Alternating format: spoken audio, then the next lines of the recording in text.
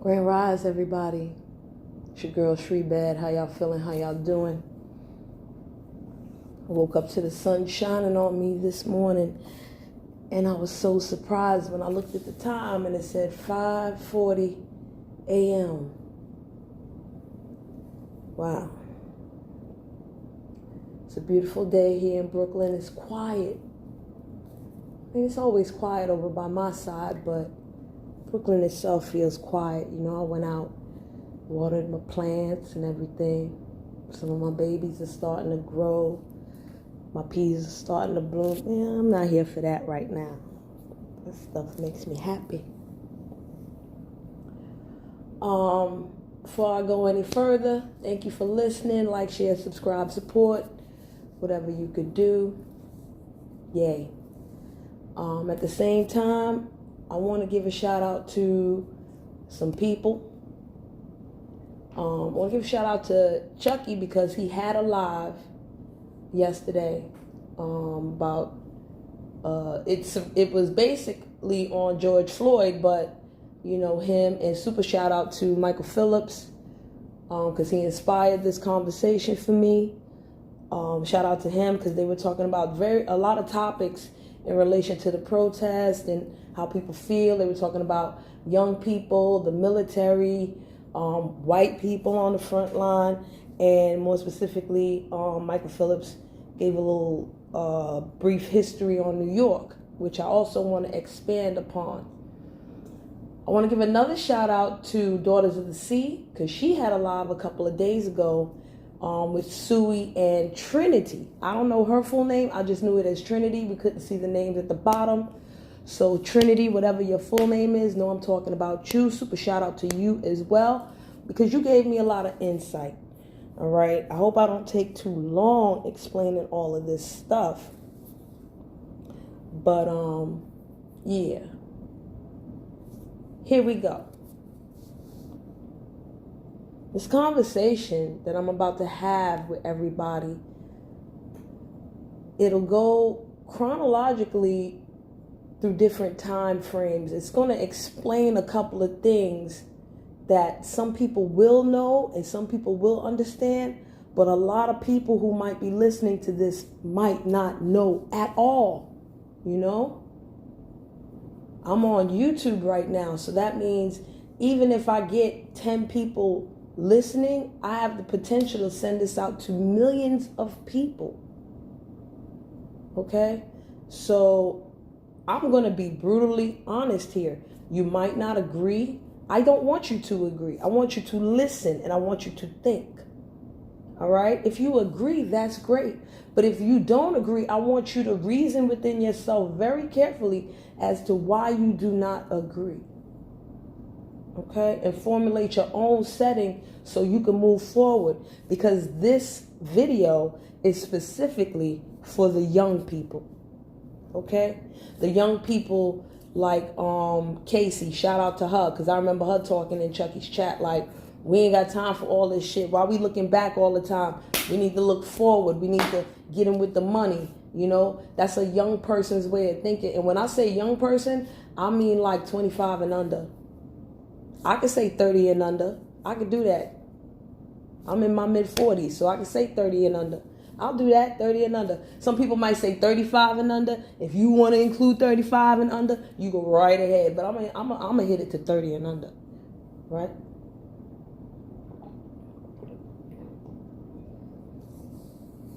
So let's go with a brief history of New York so that you can understand why New York held themselves so closely to George Floyd, whether New Yorkers know it or not. Okay? And I mentioned this in another video in I think my last COVID video, I mentioned this, you know, certain reasons why New Yorkers, even the young kids who weren't there during these times, felt so strongly about what happened to George Floyd and how come they're so fed up with police brutality and why they did what they did for the protest. So let's go back, because Michael Phillips definitely brought it up. And it's very important, especially for New Yorkers, to understand that. And it's important for young people to understand why it's important to look back. Okay? Because that is the main thing that I'm hearing from younger people, not only on the YouTube streets, but also in real life.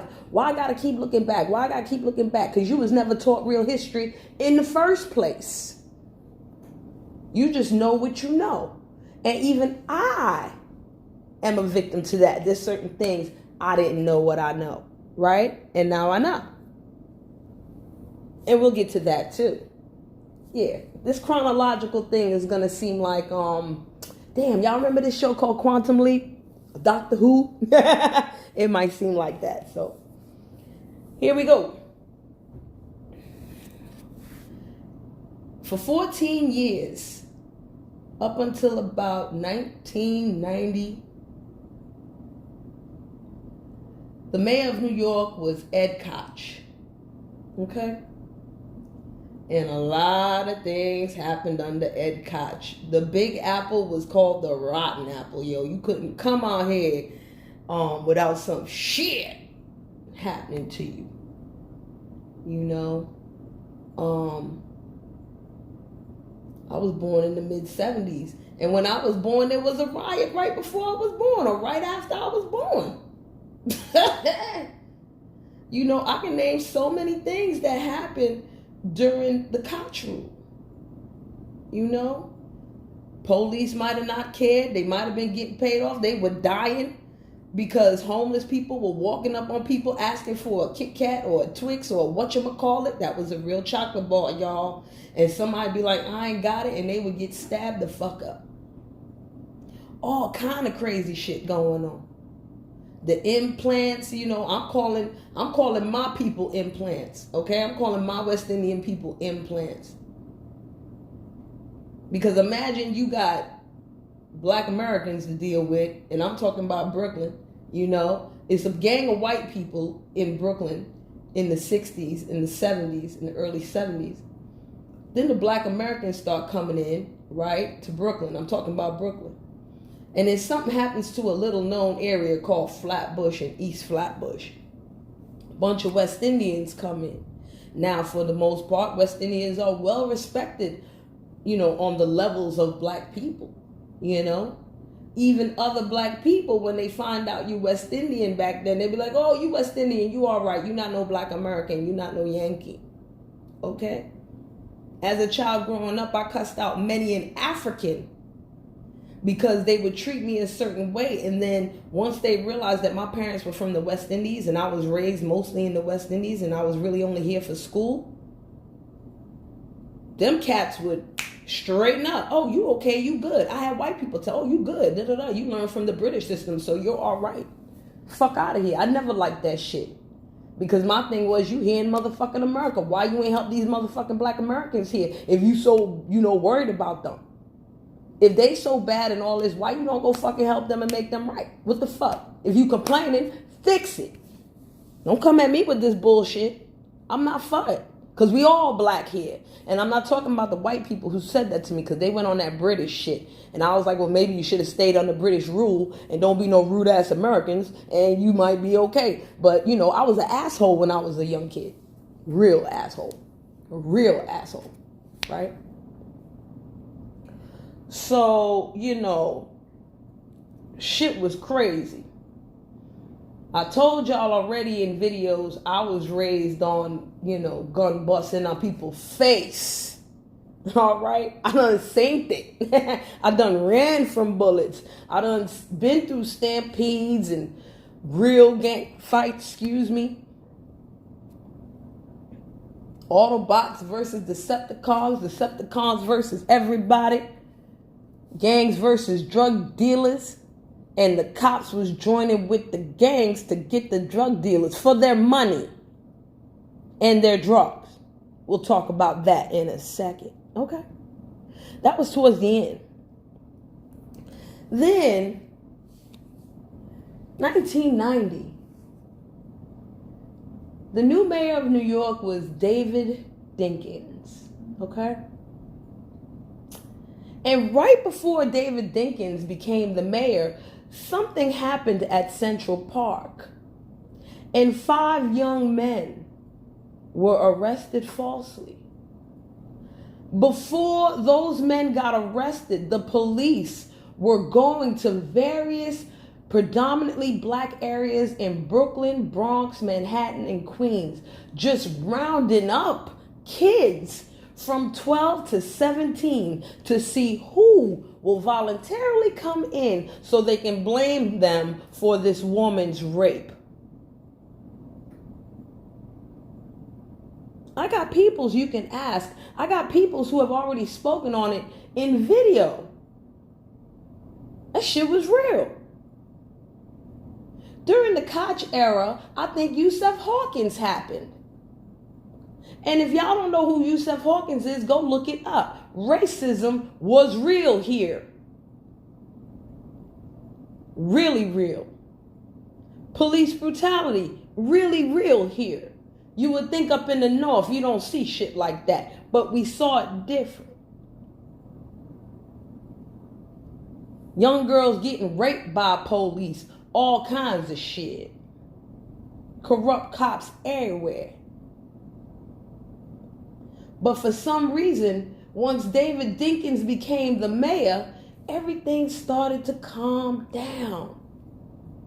You see, David Dinkins was the first and only black mayor of New York City. And he only lasted 4 years, y'all. He didn't last 8.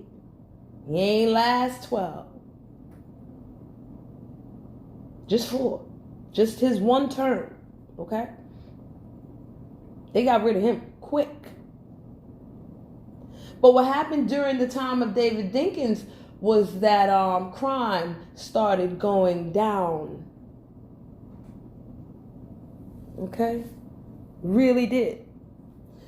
You know, towards the end of Mayor Koch's era, it was the crack era. I saw my first crack vial when I was 10, and I did not want to touch it because we were scared that if we touched it, we would die. We saw on the news people taking crack one time and they died. We watched people in our neighborhoods go from regular folks to literal fucking crackheads overnight. Watch the breakdown of families. I done seen crack babies born into the world.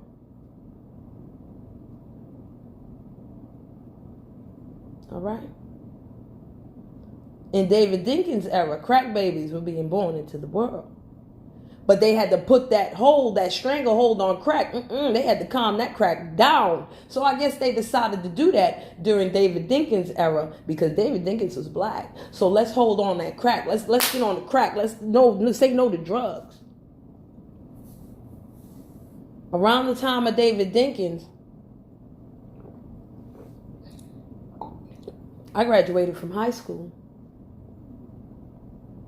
So I wasn't really worried about what the fuck was going on. All I knew was I was getting the fuck out of New York. All I had to do was pray for my mama and my daddy to be okay. That's it. And they done survived the whole gang of shit. So, you know, they gonna be all right. I just couldn't wait to get the fuck out. So I got out. I stayed out for about 3-4 years. Yeah, I came back around 94, 95. I came back to New York. Came back to New York. Ain't really that much crime like that. And don't get me wrong, 90s, 90, 91, 92, them, listen, if the bad old days wanted to go, they was fighting hard. That was the end of an era, okay? I came back to Brooklyn. I'm like, what the fuck is this? It ain't that crazy no more. It's a little crazy here and a little crazy there, but it wasn't as crazy, right? And Giuliani became the mayor. Giuliani was pure evil, y'all. And now the crime was going down for many, many reasons, all right? I always thought that crime went down in New York City because the drug of choice switched from crack to weed. All right? Too many New Yorkers started smoking weed. That was the illegal drug of that day and age. Nobody was a crackhead. We don't got meth over here like that. K2 wasn't even heard of. We was smoking weed. Okay? All kinds of weed. For something that was illegal as fuck, we done had all that motherfucking, all kinds of shit. I can name your names. Man, listen. I was a Rasta girl back then. You can't tell me nothing. Yeah, I came back and went on to Rastafari. Yeah, all that fly shit. Okay? Crime went down because everywhere I went in Brooklyn, at least, and in Harlem, you knew the cokeheads or whatever. Go ahead, cokeheads over there. But even the cokeheads smoke weed to calm the fuck down. Okay? Before I get back into my point and not sidestep, I'll let y'all know Rasta parties are not fun for people who do not smoke weed. Because they don't, and it's not fun for a club holder to have a Rasta party. Why? Because they'll never make their bar money. Rasta don't drink like that. They'll bring in their roots or whatever they want to drink, you know what I'm saying? Some of them might have a couple Hennessy's here and there, but it's not, and they might even pop a bottle if they got money, but it's not going to be like, yo, a regular night at the fucking club with young people and all these other people and all that shit. They're not going to make their bar money like that because them motherfuckers is going to be too busy smoking weed. And weed is a natural cure for alcohol. I'll talk about that to y'all one day, but yeah, it's facts, all right? Let's go back. So now, it's 1997. Giuliani is the mayor. Nobody likes Giuliani except for the motherfucking police, okay? Right. Then something happens. A Haitian immigrant named Abner Louima gets sodomized at a police precinct. Let me start, before I go any further, when it comes to young people, there's certain young people that young people need to check for, okay? One of them is named Brooke A.Z., B-R-E-U-C-K-A-Z. The reason why her name is called Brooke is because Brooklyn used to be called Brooklyn. That's a better pronunciation of the Dutch word for Brooklyn, okay? So a lot of people would call themselves or spell the Brooklyn name Brooklyn, B-R-E-U-C-K-L-E-L-E-N, I think. I'll double check and put it in the description if you like.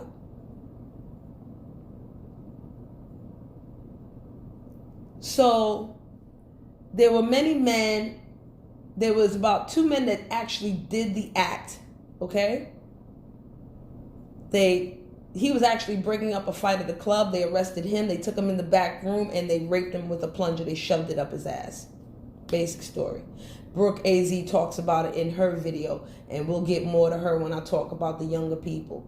She's a great activist, y'all. She is a real fucking activist. If you want to know activism from the young kids level on some real grassroots shit, you watch her, okay? And one of these days, I'll explain to you why she's so fucking dope, but not this time. All right, you can just learn for yourself. So Giuliani was the mayor during Abner Louima time. Abner Louima is important for y'all to understand why New York is mad now, okay?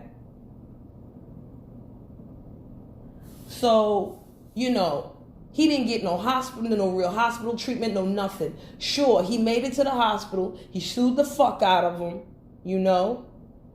A lot of people got fired. Not only the people who did it, but a lot of people who stood and watched and did nothing got fired, okay? Boom. When Giuliani was talking about the case, he didn't talk about what they did being wrong. He focused more on why didn't anybody help him or give him medical attention when this happened, Yeah. And back then in 1997, it was said that one of the reasons why crime went down, you see, marijuana is my opinion, right? But according to news reports, one of the reasons why crime went down is because so many people started suing motherfuckers, including cops. You see, for New York, when activism didn't work, we got in the motherfuckers' pockets. Run me that money. And at that time, New York City, most of its money was being spent paying people for the fuck up of cops. So what is New York going to do if they got to shell out millions and millions and millions of dollars for all the fuck shit the cops did? They're going to clean up the cops a little bit. Okay? And then that in turn makes other New Yorkers happy. They can smoke their weed. Nobody has a problem. And the reason why I say we did it was because back then I used to be able to walk around in the street and burn and nobody bothered me. Okay? The Million Marijuana March, I did it 2 years in a row under Giuliani. Okay? And during those Million Marijuana marches, people was giving weed to the police. Police ain't had no problem with no black person, white person, Chinese person. They had no problem with nobody on that march. Except if you veered off the fucking march. Then they could get you. I'll tell you a quick story about that. With the second year and the last year of the march. Now, y'all hold on a second.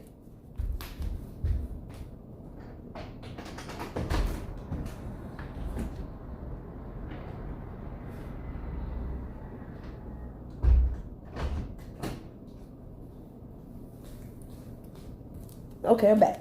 Anywho, yeah. So, get back on topic here. So everybody chilled out for a little bit. Towards the end of Giuliani's rule, right? Everybody hated Giuliani. Even the police hated Giuliani. You see, Giuliani promised the cops what David Dinkins did not. He promised them more money, more pensions, all this. It was almost like payola, right? In New York City, we had a lot of TNTs, Tuesday and Thursdays, when the cops would go do their raids and they would try to, collect money, fundraisers. They would just arrest people for bullshit.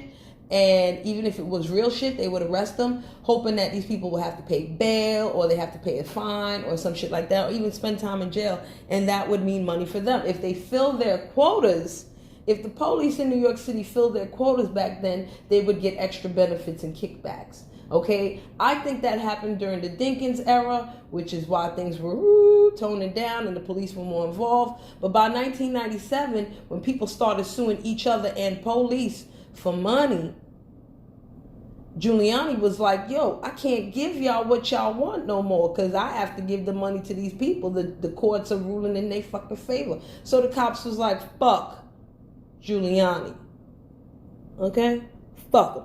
We don't care. Yeah, he looked out for us, but who gives a fuck? Then came Bloomberg. We hated Giuliani, yo. Oh, God, New York hated Giuliani. We wanted him the fuck out. And Bloomberg seemed like a good choice because, he was a businessman. And, he grew up on the New York streets.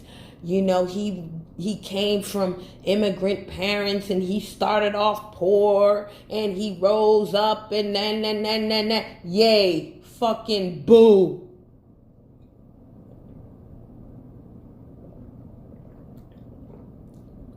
I guess the cops had to be satiated somehow. So welcome to the era of stop and frisk.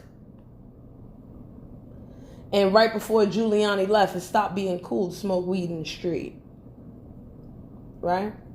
It stopped being cool to chill out. It became illegal like hard body because the weed smokers would pay the most money and spend time in jail. Especially if it wasn't their first offense.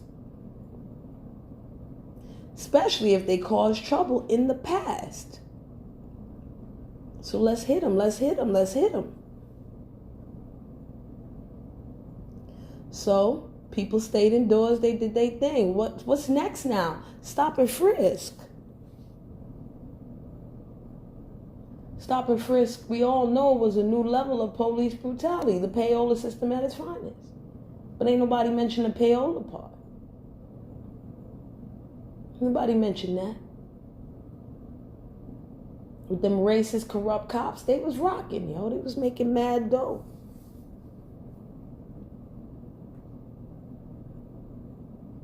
So they stop and frisk, right? Because people started rising up.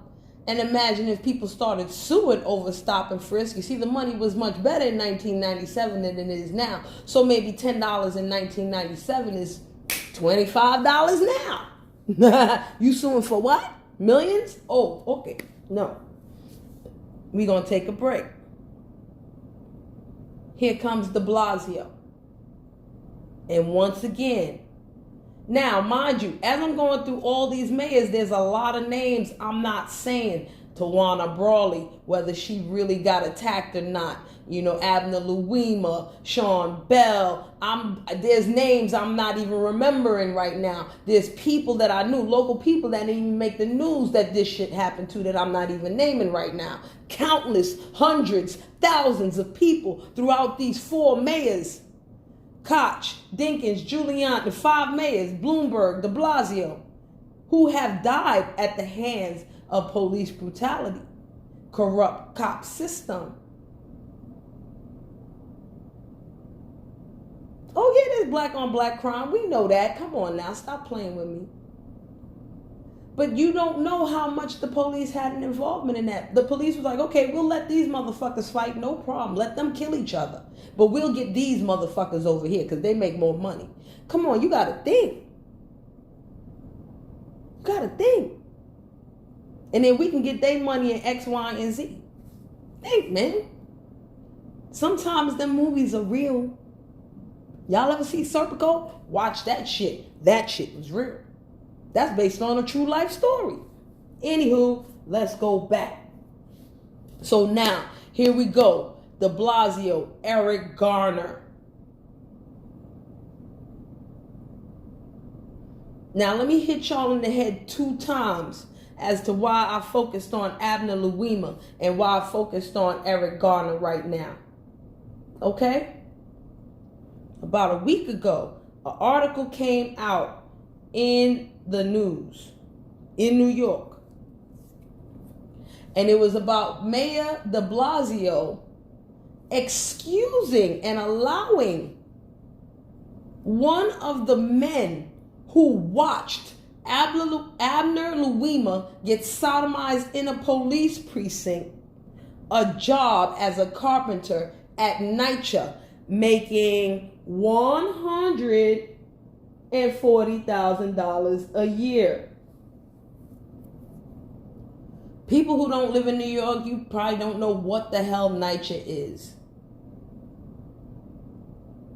New York City Housing Authority. They run the projects, y'all.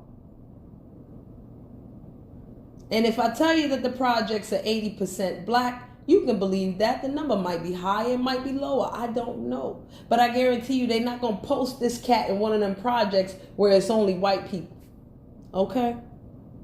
They're going to put this man that watched this thing happen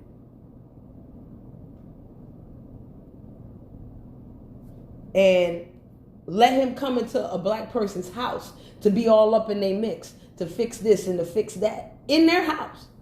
Nah, that don't make no sense. Brooke AZ is right on that. That's fucked up. And that's going on right the fuck now. Oh, he deserves a second chance. Does he really, de Blasio? Does he really? See, this is the fuck shit that should anger people locally in their neighborhood. And let's get to Eric Garner. The cop that killed Eric Garner, Pantaleo, is, as of this moment, suing the city to get his job back. Are y'all fucking kidding me? Y'all kidding me? Y'all for real? Y'all know why New Yorkers is mad about this George Floyd shit? You don't know why New Yorkers is mad, period? You ain't... Go look it up. The shit is crazy. This is why you have to look back, young people. Okay? This is why you have to look back. You got to understand what you really fighting for. Okay? You really got to understand what the fuck you're fighting for. All right? Now,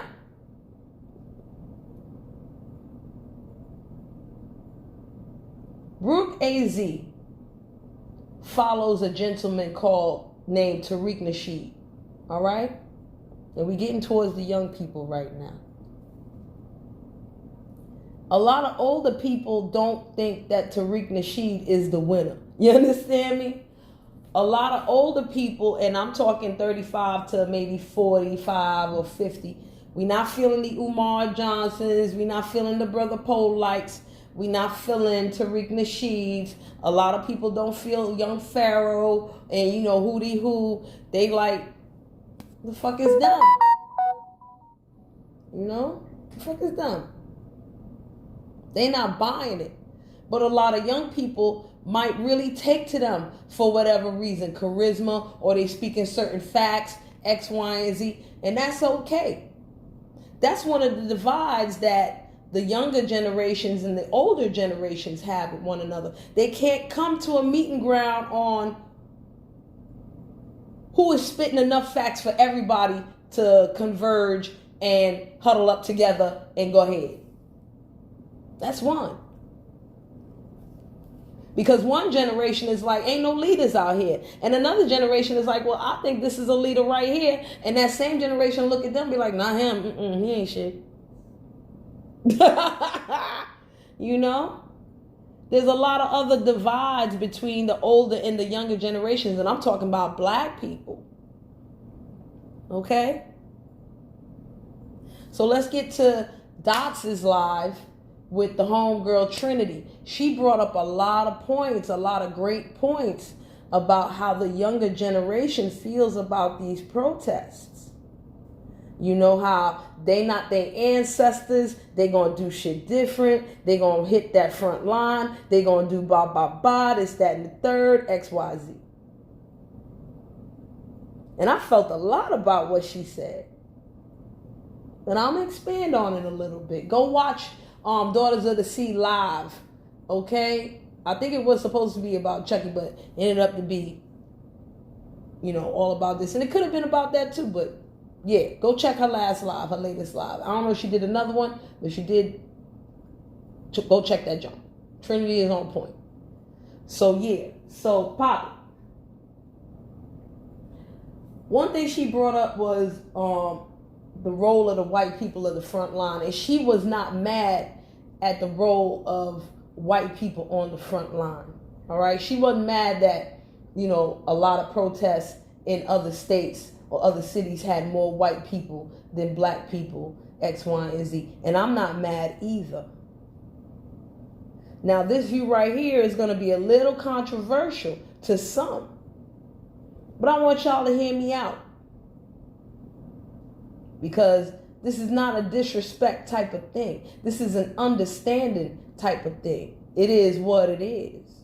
It's that type of thing. Now, for those of you who are young and wondered why we gotta keep looking back, let me tell y'all something. I asked myself, what the fuck are the older generations who lived through the civil rights movement and all that shit? Why the fuck are they silent? Well, how do they feel about this? Do they feel embarrassed? Do they feel ashamed? You know what I'm saying? Do they feel like ain't nothing changed and they just giving up? What the fuck? And then I learned that the Montgomery boycotts lasted 381 days. We only been in the house for like 100 days. And you only been protesting officially for not even 2 weeks, maybe a week. So what I learned from that was we a bunch of pussies and we need to get our asses up and create strategies, because a war ain't just one fucking battle, okay? A war, it's in waves. First wave, second wave, third wave, fourth wave. This is why wars last for years. And right now, the war is against the police. And as we protesting against the police, there's more police brutality going on. How ironic is that? It's so ironic that the very thing that we are out there protesting about is increased because of these protests. Peaceful or no? You're just giving the police more reason to do their bullshit. Is that wrong on our part? Should we go and stay home? Fuck no. We fight how we fight. Okay? Now let's get to the white people. And I want to give y'all a certain perspective on white people at the front lines. There are a lot more white people in this world who are understanding of the wrongs that were committed against people of color. Okay? I'm not just talking about black people. I'm talking about First Nation people, Native Americans, indigenous people. Okay?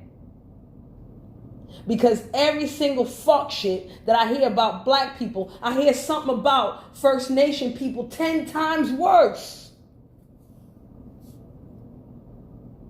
And if you look back in your history, at one time, they were united. They were all indigenous people. Okay? It's a lot of Native Americans that were black, darker skinned, melanated. And a lot of a lot of slaves, when they got, apparently back in them days, when they got free, who they huddled up with? First Nation folk. Why the fuck we can't do that now? Huddle up and do what the fuck we need to do. That's what we need to do. First wave, second wave, third wave. So young people, if you look back at the civil rights movement, there were white people up in that joint. Okay? Jewish people were up in there. Other white people, Bernie Sanders was up in there. It wasn't a lot of them, but there were a few, right? What happened to all them other motherfuckers that didn't do shit and allowed for the status quo to continue and proliferate and increase? They still sitting there in this country right now chilling like villains. How ironic is it? How beautiful is karma that the people who stood against the civil rights movement or participated in allowing more fuck shit to continue irregardless of the civil rights movement, that proliferated white privilege and proliferated the racist constructs and foundations that built all of our socioeconomic and public health and political issues, right? Right.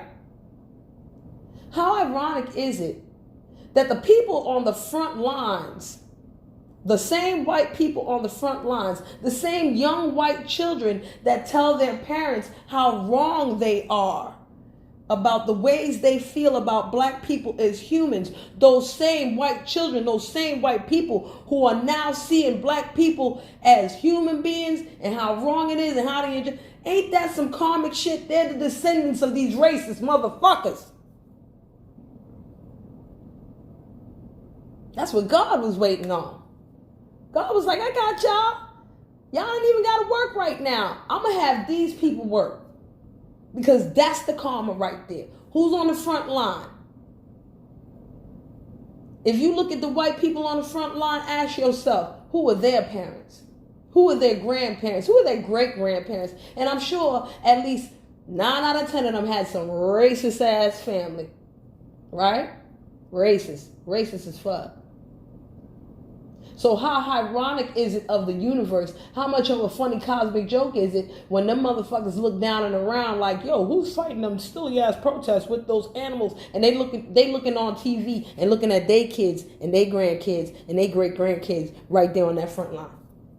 I ain't raising to be like that. Nah, fucking devils. There can be angels in hell. Okay? Angels can grow out of hell. Look at a lotus blossom. All right? Let them go. Let them go. Now, I have another view about pro-black, and pro-white.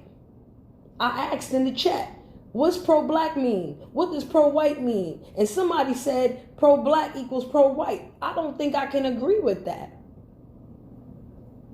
I really don't. Because if you've been degraded and beat down and beat up mentally, spiritually, physically, emotionally for hundreds and hundreds of years, how can me finally saying I love being black is equivalent to being pro-white, which is usually based off of racism and the destruction of everybody else? I'm not trying to destroy them. I'm just trying to build me up. Because they destroyed me for so damn long as a black person. And if I think about it in that respect, I can easily say these laws were made for white people. So who better than to go fight these laws than the white people themselves that it benefits? Should I not use white privilege to my advantage? Should I not say, hey, white person, you really feel this way about my struggle? You really feel like this? Well, let's go. Let's go. I'm not allowing them to do shit for me. That's the least them motherfuckers can do. It's the least they can do. I'm not racist. I love everybody. I ain't got no problem with white people. I got a problem with racists. I ain't got a problem with Spanish people, black people, Chinese people. I ain't even got a problem with Martians. I got a problem with racists, rapists, murderers for no damn reason if it's not self-defense, pedophiles, all them motherfuckers. I got problems with them. Demon beasts, I got problems with them. I don't have problems with the white person that ain't none of that shit. Okay? I ain't got problems with them until they got problems with me. And that's how we gonna do it. Right? Right. Of course, there are people in there that are the ops, but you also got to remember, there are black ops, there are white ops, there are Asian ops, there are Spanish ops. Look at them Latin kings in fucking Chicago beating up black people. We don't want them in our neighborhood. Da, da, da, da. I do not want to see not a one Latin king in New York do that dumbass shit. Not a one. They did it up here. It wouldn't make no motherfucking sense. Because probably most of the members up here are darker fucking skin. Stop acting like Spanish people ain't dark or just light white looking. No, that ain't real. People of Latino and Hispanic descent, they just as varied in their color as black Americans, as West Indians. Okay? That's crazy. Let them white people go. Let them do they do. It's the least they can do. Okay? After 400 years of fuck shit, and you want to redeem your family name by helping me to fuck out, go right ahead. It's your karmic debt that you want to heal up. Go heal it up. Go be the front line. Go be the second wave. Go be the third wave. I ain't mad at you. I'm going to give you a pound. What you need? You need some food? Go ahead. What you need? You need some water? Go ahead. What you need? You need a prayer? I got you. And I'm going to go over here and huddle up and fight how I need to fight. Okay? That's what I'm going to do. That's what it's going to be. And that's how I feel. I ain't mad. I'm not out there protesting. There's a reason why. There's a reason why. That don't mean I don't support it. I support them. I don't want nobody to loot and riot and get hurt and shit. No, I don't want that. But if you go and loot, and I understand why you're doing it, hey, they mad, they frustrated, they can't take it no more. Y'all motherfuckers need to understand, this ain't 1 year, this ain't 2 years, this is generations. Thanks, COVID, for bringing all this shit up. Okay? Damn, it's 44 minutes. I want to get the hell out of here. I didn't think this would be yoga breakdown lengths. But I guess there was a lot to explain. Somebody in Chucky's chat mentioned something about being pro-black is akin to being homophobic. I gotta go back in the chat and read that comment again, because it struck me as weird and funny. And I had to respond to them like, do you know why black people are so homophobic? Do you have any clue? And I was assuming that they were a black person. If you're a white person listening to this, or if you are a homosexual person, I need you to know I don't have a problem with you. But I do need you to understand why people of West Indian descent, specifically Jamaicans and other black Americans, had a problem with homosexuality as a whole. Tariq Nasheed explained it. But if you don't like somebody, you're not really going to listen to what they say with any kind of partiality, you know? So I'll say it again. And if you don't like me and you don't want to hear it, then maybe the universe will hit it to you through somebody else. But I want you to understand why Buju Banton and Beanie Man and Bounty Killer and Capleton back in the days used to talk about fire upon them. Back in the slave days, and I think Michael Phillips touched upon this too. So big up to him once again. Back in the slave days, slavery was not just in America, slavery was worldwide. And they had many plantation ports where they would get the slaves from Africa, port them up in certain West Indian and Caribbean countries, and then ship them off to South America, North America, wherever the fuck they wanted to go. Okay? One of these ports was in Jamaica. And the West Indian plantation, specifically the one in Jamaica, hold on one more second. They were smart this time. They left. I'm gonna call the plantations in Jamaica buck breaking plants. Okay? All they did at these plantations in Jamaica was break slaves. Do you know how they broke slaves? Do you know what buck breaking is? B-U-C-K breaking? They would rape and sodomize these men in front of everyone. And they would say, look what we did to your leader, and we're going to do it to you. It is this programming that has led to a whole nation of people hating homosexuality so much that if you did it at one point in time, you're caught hard labor, in jail for decades. Can you blame a person for that? You can't. Because it was systemic and programmed into a whole nation and a whole generation and couple of generations of people.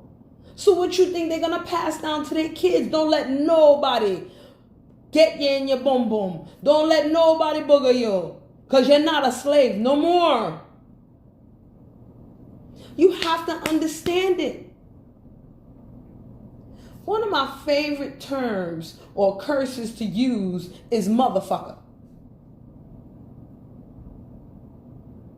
But motherfucker is one of the worst curses you can ever say as a black person. Do you know where the term motherfucker came from? Another way to break a slave was to cover a slave's head with a not a sheet, but like a potato sack or something, and force him to have sex with somebody, whether it be a man or a woman. It could have been your brother, it could have been your father, it could have been your mother, it could have been a sister, and it could have been your daughter. They can see, you can't. And they would force that too.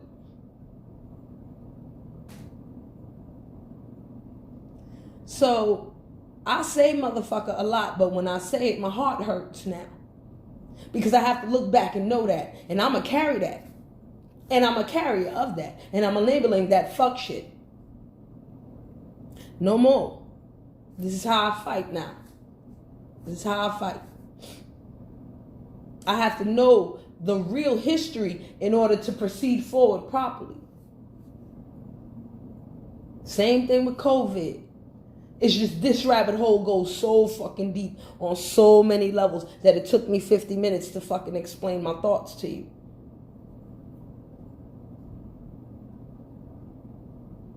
White people, you have to be more understanding of what the black experience is. The programming on our side was fucked up. And the programming on your side is equally fucked up because it perpetuates the fuck shit over here. That's the real problem. It might take another 400 years to break programming on both sides. Don't be mad. If it takes a year, if it takes 2 years, even better. But me personally, I'm tired of the bullshit with these laws. Oh, it's a proposal, but we have to pass it through these people now. Fuck all that. I don't want to hear it. If it's not a law now and it's not enacted right now, fuck you. Bye. Get rid of the 13th Amendment. I don't give a fuck if it was made for white people. It is only used on black people. Bye. Fuck it. You want to boost up the Second Amendment more? Do what you need to do to make sure black people benefit from the Second Amendment. And maybe I do not want the solution to be, well, let's give black people the same privilege as white people. Fuck it. Just give us fucking freedom, son. Stop thinking about us like X, Y, and Z. Because you got X, Y, and Z on your side too. Clean up the X, Y, and Z on your side, and we're going to clean up the X, Y, and Z on our side. But it's hard when we don't really have the tools and we don't really know how to do that because you never gave us the tools to do it. You done hid the tools from us for mad long. So now we got to fish and fight and claw our way to these fucking tools, whether they benefit us or not, because it got so ingrained that we don't even understand our own tools that we used to use from our ancestors to fucking heal up. I'm trying to learn that. Y'all learn that. I'm going over there. That's why I look back. Let me look back to my great-grandmother and my great-great-grandmother and how they healed themselves. How they healed their family. How they was able to stay resilient through all the bullshit that they went through. Because I got it double, y'all. I got it fucking double. Not only am I a black person, I'm a woman. And women still ain't got it like we supposed to get it. And we fighting too. So for all those people that are mad at black women, oh, y'all speak up too much. Motherfucker, you speak the fuck up then. And if you're not, step to the motherfucking side and let me do what the fuck needs to be done. Stop wasting time deflecting and distracting on bullshit. What are you here for? You here for the real shit or you here for garbage? Oh, a woman should know her place. Yo, if you don't know your place, you should be up there already, not sitting here talking to fucking me about bullshit. You too busy sitting here telling me I need to know my place. Go up there to your fucking place. If your place is up there on the line, take your ass up there. Don't be back here with me. Because when I take your place on the fucking line, you cannot be mad. Stay your bitch ass back there.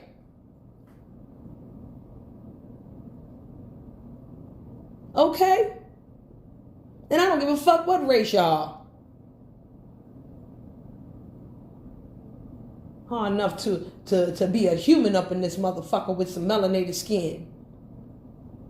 Understand that. And then let them humans go. Fuck out of here. Anyway, it's a happy day today. I had to shoo away some pigeons. That's why I had to take breaks. Because they like my food. And they ain't getting none of that. No. About to get some neem oil up in here and a little fence for my terrace. But I'm afraid of the wind. Anyway, I got to go, y'all. Y'all have a great day, a great morning.